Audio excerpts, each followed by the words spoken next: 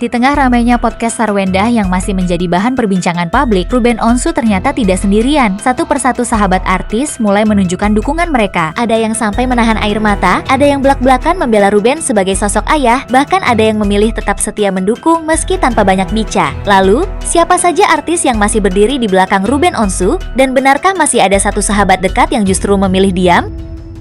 Ayu Ting Ting tak kuasa menahan air mata. Sebagai rekan kerja sekaligus sahabat dekat di program Brownies, Ayu Ting Ting menunjukkan empatinya kepada Ruben Onsu. Dengan mata berkaca-kaca, Ayu mengaku tahu bagaimana kerasnya Ruben bekerja selama ini. Menurutnya, Ruben adalah sosok yang hampir tidak pernah mengeluh meski memikul banyak beban. Ayu pun berdoa agar Ruben selalu diberikan kesehatan, kekuatan, dan diangkat derajatnya. Ia juga mengingatkan sahabatnya itu bahwa dirinya tidak pernah sendirian menghadapi cobaan. Ada mau sampaikan buat Ruben? Sepertinya Ayu dari tadi yang paling gak kuat nahan air mata. Apa yang Ayu mau sampaikan? Gak tahu ya. Walaupun karena dari dulu Ruben tuh gak tahu kenapa ya, sayang aja gitu. Walaupun ntar berantem, ntar ribut, tapi hati tuh gak bisa bohong gitu. Sayang dan tahu dia gitu. Dia tuh kerja kerasnya luar biasa banget sih ya. Gak pernah kenal capek. Ketika dia diginiin kayak gak tahu ya. Iya, Ayu berdoanya mudah-mudahan sehat terus. Allah semakin ngangkat derajat masih punya kita. Jangan ngerasa sendiri. Pokoknya kita sayang semuanya sama Ruben. Allah kasih ujian nih, pasti ada alasannya. Insya Allah ada hikmahnya pasti.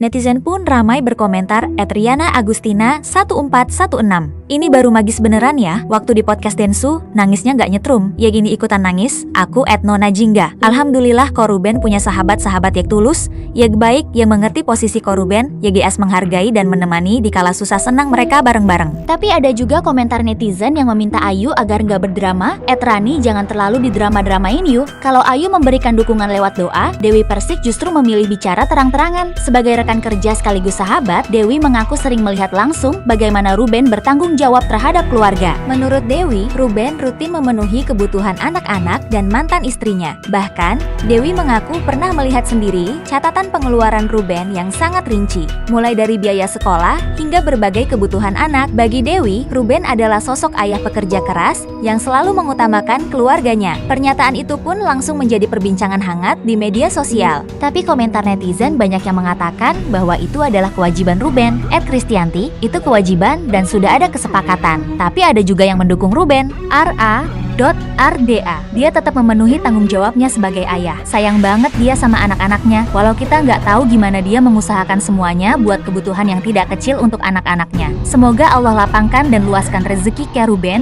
dan rezeki kita semua. Amin.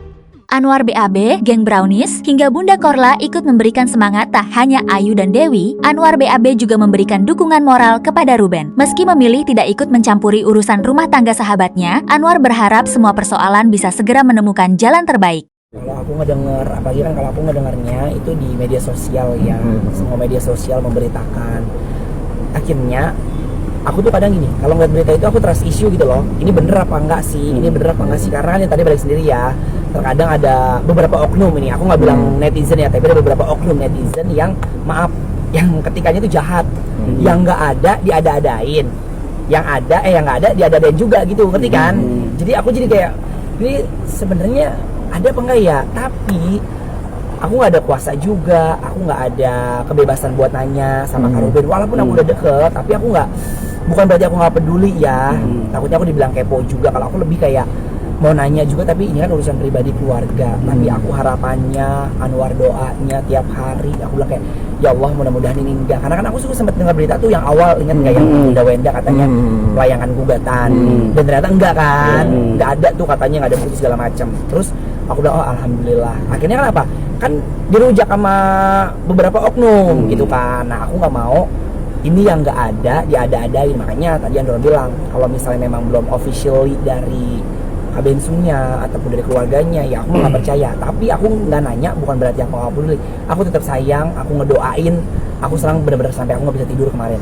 Karena lihat berita kan kayak katanya udah melayangkan gugatan dan katanya mau ada sidang perdana katanya. Iya. Terus aku bilang kayak, ya Allah, mudah-mudahan enggak deh gitu. Karena kalau aku lihat dari Instastory, dari kegiatannya seperti nggak ada apa-apa. Bahkan aku kerja sama Kak Ruben pun, Kak Ruben nggak pernah bercerita tentang keluh kesah keluarga, nggak pernah bercerita tentang apapun itu, dan nggak ada perubahan apa, misalnya muka murung, muka sedih atau sifatnya nggak ada. Jadi aku pikir kayak dalam hati aku kan gatel nih, kayak nanya, Kak, are you okay? Pengen gitu. Tapi aku pikir kayak yaudah deh, aku doain aja, mudah-mudahan nggak terjadi apapun itu gitu. Doanya kencang gitu. Rekan-rekan Brownies pun terus memberikan semangat agar Ruben tetap kuat menjalani aktivitasnya. Bunda Korla juga ikut memberikan dukungan moral kepada presenter yang sudah dikenalnya cukup lama. Coba tanya Ruben, bro, Kak Ruben, kata Bunda Korla, Kak Ruben nikmatin hidup nggak? Coba tanya. Aku tahu dia tuh kayaknya nggak dapat dia untuk menikmatin hidupnya. Mungkin kalau Bunda ngomong ke Ruben, mungkin Ruben akan menangis. Karena dia kerja terus, cari duit terus itu. Cari duit mulu.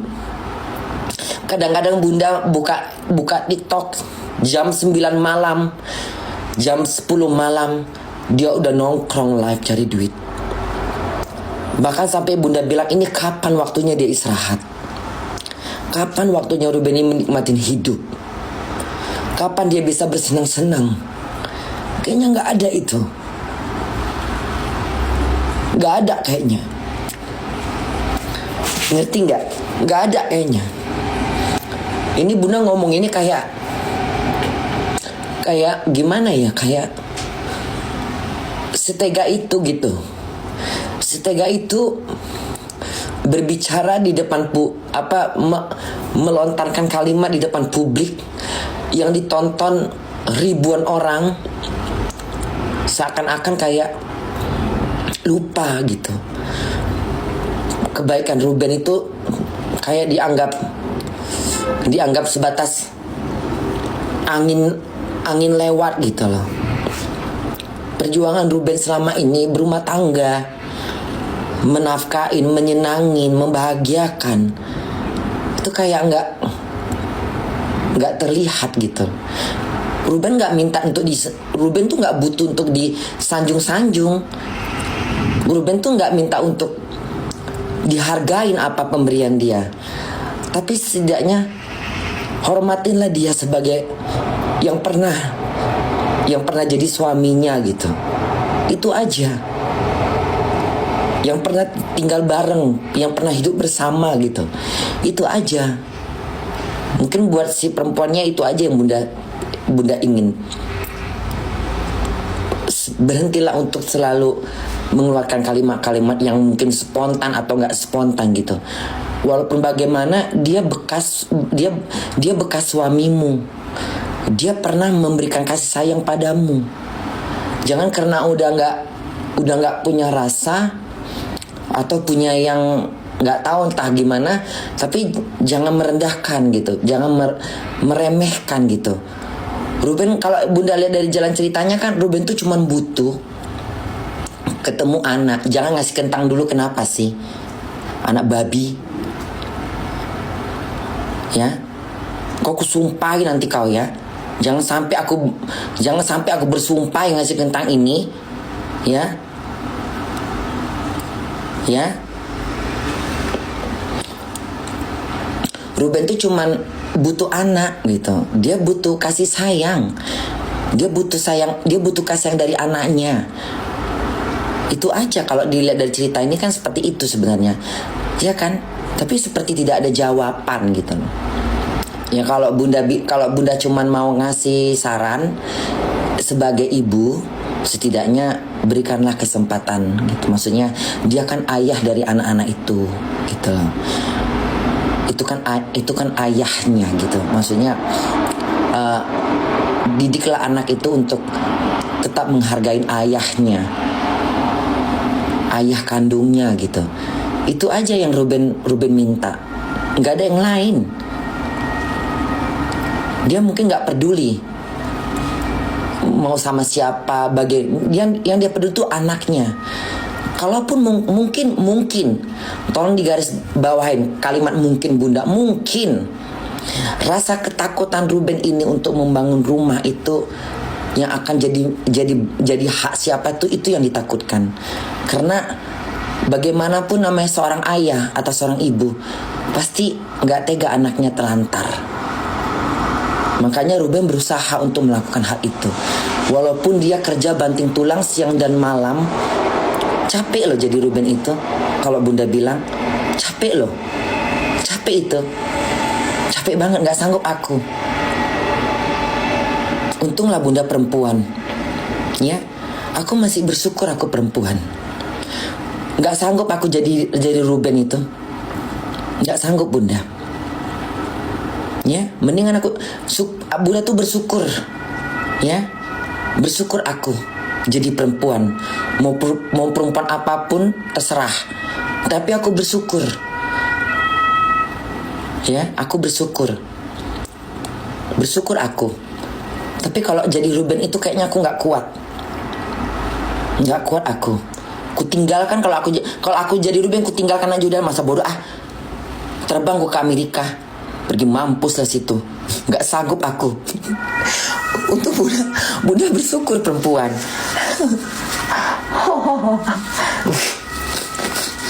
Ya, bersyukur aku. Melihat Bunda Corla menangis, netizen pun berkomentar. Soldomi 513, baru kali ini lihat Bunda nangis jadi ikut melau. Biasanya aku tetap ngakak kalau Bunda sedih. Sri Dewi Lestari, baru kali ini lihat Bunda Corla nangis, ikutan nangis. Biasanya mah Bunda nangis, aku maka ketawa. Di media sosial, nama Nikita Mirzani yang sekarang masih menjalani hukuman di lapas perempuan Pondok Bambu juga sempat ramai disebut netizen sebagai salah satu figur publik yang memberikan simpati kepada Ruben. Sementara itu, polemik ini juga sempat menyeret nama Denny Sumargo. Setelah podcast bersama Sarwendah tayang, Densu mendapat beragam reaksi dari netizen karena dianggap sebagian orang lebih berpihak kepada salah satu pihak dalam konflik keluarga tersebut. Apakah setelah ngobrol sama Sarwendah, apa Bang Densu percaya Sarwendah? Ini menarik sih, gue sering banget baca komentar-komentar seolah-olah gue tuh kalau ngundang orang, gue itu mendukung atau percaya sama orang itu. Bagaimana ya? Coba kalau kalian di posisi gue, kalian ngundang orang, kalian gak kenal, baru kenal lah ibaratnya, atau ya kenal begitu doang. Terus kalian dengar penjelasannya, kalian langsung percaya 100% atau enggak? Gitu. Karena kalau gue ditanya, gue akan ya 50-50 aja gitu. Ini benar atau enggak ya nanti lihat ada buktinya apa enggak gitu kan. Terus kalau gue ngundang orang, biasa kan gue suka mau ngundang dua belah pihak. Walaupun netizen kadang-kadang jangan undang ini, jangan undang itu, nggak bisa. Karena media itu harus ngundang dua belah pihak. Nah kalau misalnya gue ngundang orang, siapa yang gue undang duluan bukan berarti gue berpihak sama orang itu. Nah ngapain gue berpihak sama dia? Kan podcast itu bukan tempat menyelesaikan masalah. Podcast itu adalah memberikan ruang kepada orang untuk menyampaikan sudut pandang dia dan klarifikasi dia, serta kalau orang itu butuh untuk speak up, mencari keadilan dan lain-lain. Bukan tempat untuk menyelesaikan masalah. Tempat menyelesaikan masalah itu ada di ruang-ruang seperti pengadilan, ruang mediasi polisi, ruang keluarga internal dan lain-lain. Jadi kalau di podcast itu, kalau orang bilang sama gue, lu ngapain sih bang mau sok-sok menengahi? Podcast itu bukan tempat menengahi. Kecuali dua belah pihak itu janjian mau menyelesaikan masalahnya di podcast. Dua orang itu ya, dua belah pihak ya. Kalau podcast itu enggak, dia tempat orang untuk menyampaikan pendapat. Enggak pernah ada podcast itu tempat untuk menyelesaikan masalah, itu enggak begitu konsepnya. Konsep itu yang bikin itu siapa sih yang bikin konsep tuh kalau podcast itu tempat menyelesaikan masalah? Gue nggak paham. Podcast itu tempat orang memberikan pendapat, sudut pandang. Sudut pandang itu yang kemudian nanti masyarakat menilai sendiri. Masalah benar atau tidak masyarakat menilai. Nanti masyarakat melakukan evaluasi. Podcast itu medianya gitu.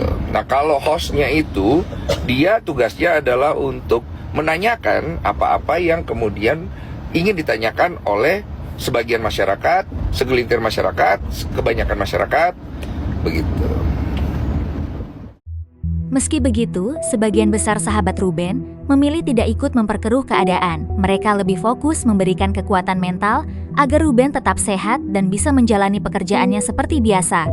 Di tengah banyaknya sahabat yang mulai buka suara, ada satu nama yang justru menjadi sorotan, yaitu Agnes Mo. Sampai saat ini, Agnes belum memberikan pernyataan terbuka terkait polemik yang sedang dihadapi Ruben Onsu. Namun publik tahu, hubungan persahabatan mereka sudah terjalin jauh sebelum Ruben menikah dengan Sarwenda. Selama bertahun-tahun, Ruben dan Agnes dikenal sering saling mendukung di balik layar.